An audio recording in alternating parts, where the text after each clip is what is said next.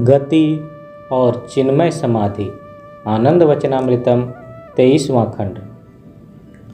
तुम लोग जानते हो, अनुमन के भीतर अथवा बाहर जहाँ कहीं भी कोई अभिप्रकाश है, वहाँ अवश्य ही गति है।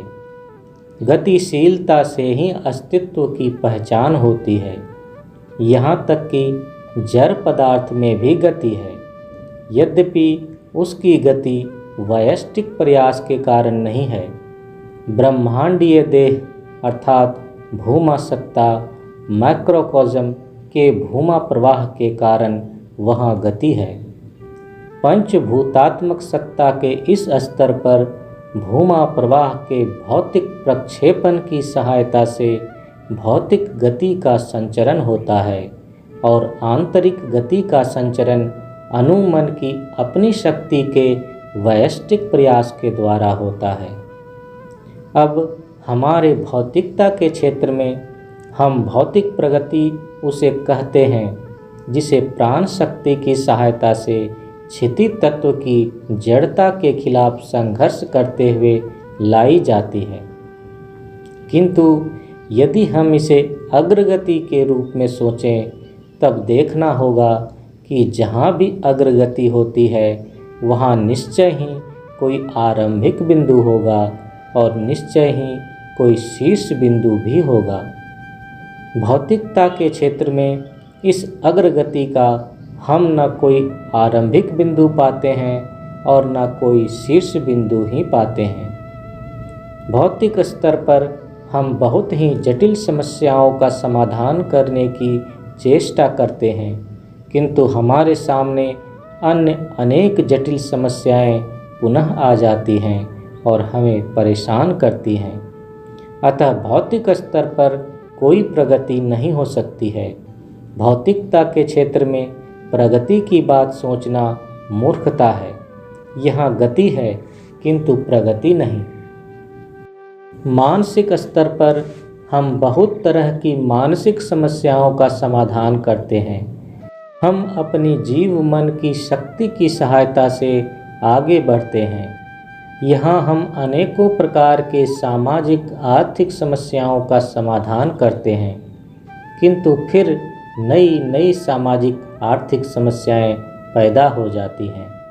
इसलिए मैंने प्रौथ के पंचम सिद्धांत में प्रतिपादित किया है, देश काल और पात्र में परिवर्तन के कारण उपयोग की दिशा में भी परिवर्तन करना पड़ता है।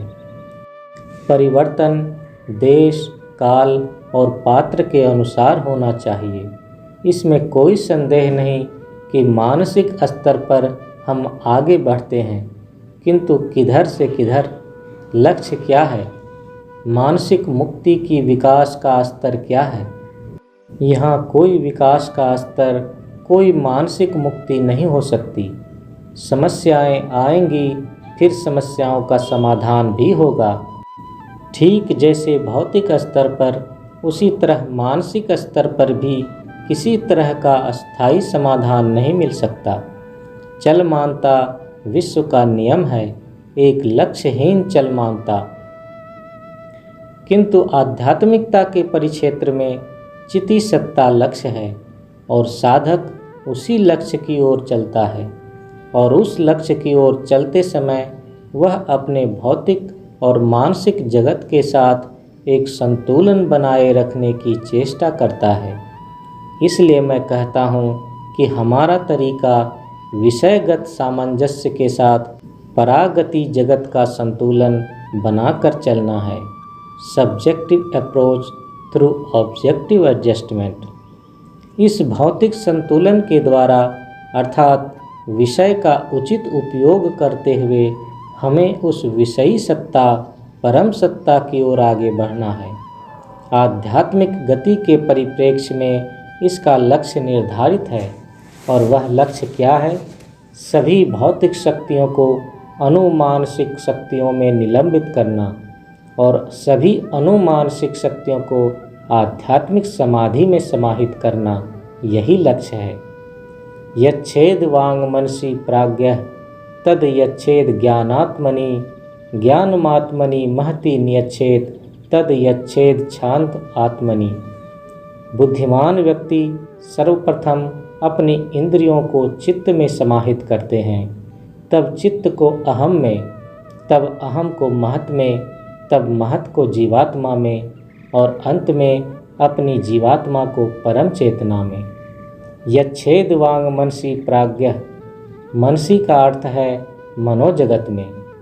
अनुमानसिक प्रवाह के संबंध में वहाँ दो छोर रहते हैं। एक छोर मन को तन्मात्रिक स्पंदनों से जोड़ता है। अब इन दोनों छोरों को अर्थात बाहरी छोर को प्रत्याहार करके उसे आंतरिक छोर में मिलाना चाहिए। इसको कहा जाता है ज्ञानमात्मनि महति नियच्छेद, अर्थात सभी मानसिक गति को शुद्ध मैपन में मिलाना चाहिए। तद यच्छेद छांद आत्मनि, अर्थात मन के सूक्ष्मतम भाग को चिति सत्ता में मिलाना है और चिन्मय समाधि का आनंद प्राप्त करना है। इसलिए मुझे यह अवश्य ही कहना है कि भौतिक स्तर में गति है, किंतु भौतिक स्तर पर प्रगति नहीं है। मानसिक स्तर पर भी गति है, किंतु मानसिक स्तर पर भी प्रगति नहीं हो सकती। किंतु आध्यात्मिक स्तर पर गति और प्रगति दोनों रहती है, अर्थात आध्यात्मिक प्रगति ही प्रगति है और दूसरे तरह की प्रगति का कोई मूल्य नहीं है। श्री श्री आनंद मूर्ति, संध्या 1 दिसंबर 1978, चेन्नई।